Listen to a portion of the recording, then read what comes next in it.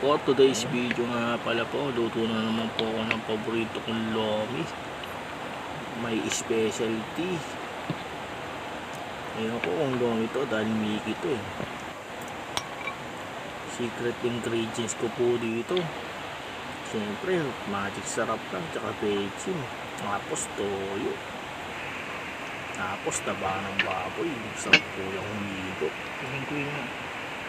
Pawi ng pagod, higop ng sabaw. Tingin naman po, nakakalit yung mga gamit ko.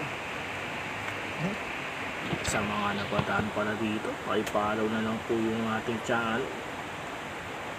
Subscribe. Anong pa naman gusto nyo rin kumain ng mainit na sabaw? Dahil sa panahon ngayon, tag-ulan. For today's video nga pala po, luto na naman po